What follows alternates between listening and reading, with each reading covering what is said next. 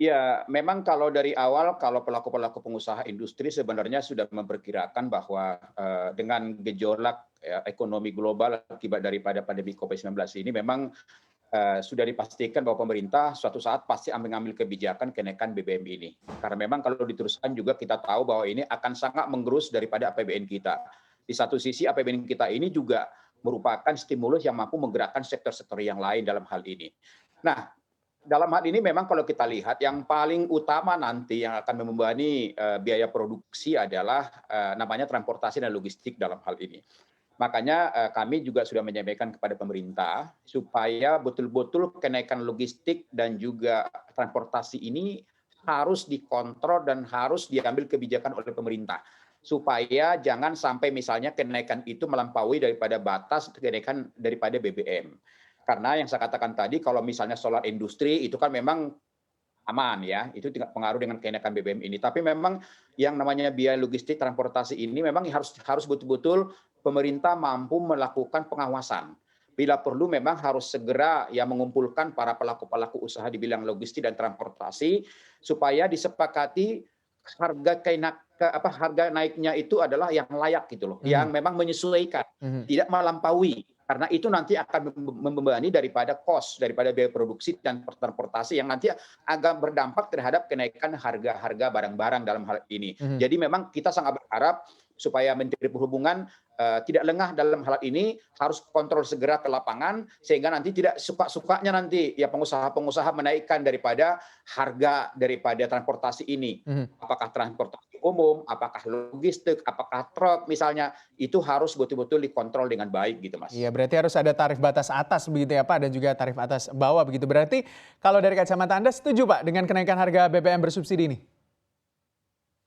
Ya memang begini, kalau kalau dikatakan setuju setuju tidak setuju, ini kan bukan maunya pemerintah juga dalam hal ini.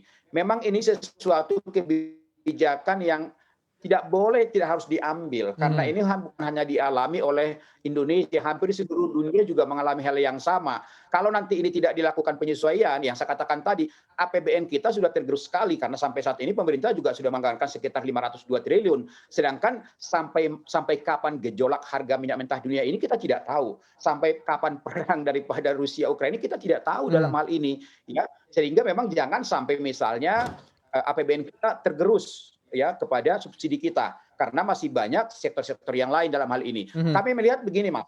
Tapi memang kami sudah memberikan apresiasi kepada pemerintah bahwa sebelum pemerintah resmi menaikkan daripada BBM ini, pemerintah kan juga sebenarnya juga sudah mempersiapkan antisipasi yang dilakukan bagaimana supaya daya beli masyarakat kita, inflasi kita ini tidak tertekan jauh, yaitu adalah sudah menyiapkan yang namanya Bansos. bansos. Ya. Ya, bantuan sosial sudah disiapkan sekitar 24,17 triliun. Mhm. Ya, di mana itu akan menyasar kepada 20,6 juta ya penerima manfaat langsung. Kemudian juga yang paling penting juga adalah bahwa di sana juga ada yang namanya subsidi gaji bagi pekerja-pekerja yang mendapat gaji sekitar 3,5 juta. Jadi Mhm. artinya ini juga akan sangat-sangat membantu daripada pekerja-pekerja kita. Mhm. Kemudian yang paling penting juga adalah bahwa pemerintah pusat juga sudah memberikan katakanlah kebijakan kepada pemerintah daerah Ya. agar 2% dari dana alokasi umum itu juga untuk membantu transportasi lokal gitu Oke. loh.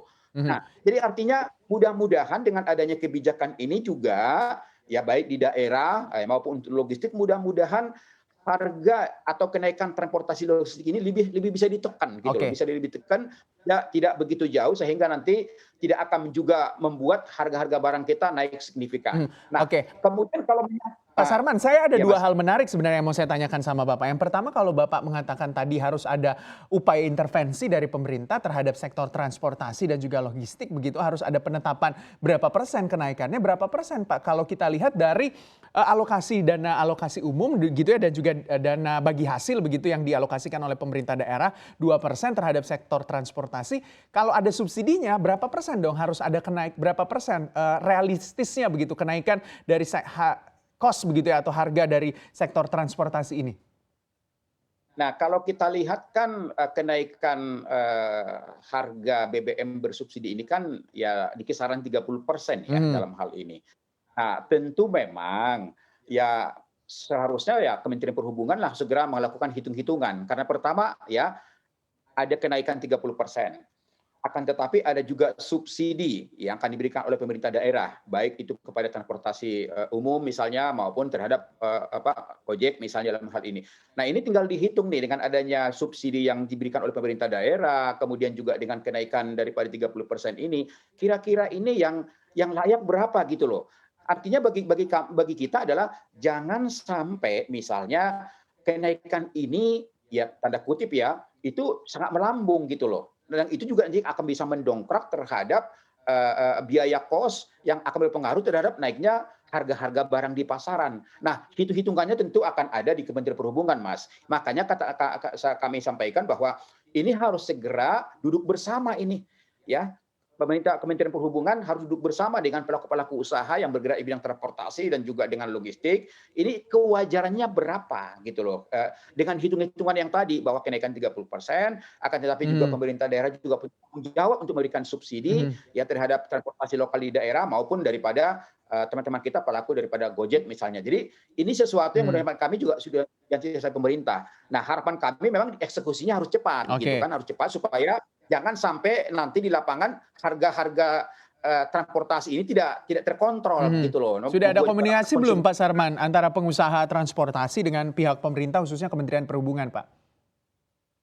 Kalau tidak salah Kementerian Perhubungan kan sudah ada statement ya bahwa akan segera duduk bersama dalam hal ini untuk membicarakan berapa batasnya itu, ya itu yang kita tunggu segera dalam hal ini. Nah, tapi begini Mas, bahwa pengusaha sebenarnya juga sudah menyadari bahwa bagaimana juga nanti dalam menaikkan ya, kalaupun nanti ada harga kenaikan barang-barang produk itu juga bagaimana supaya naiknya juga tidak signifikan. Karena apa?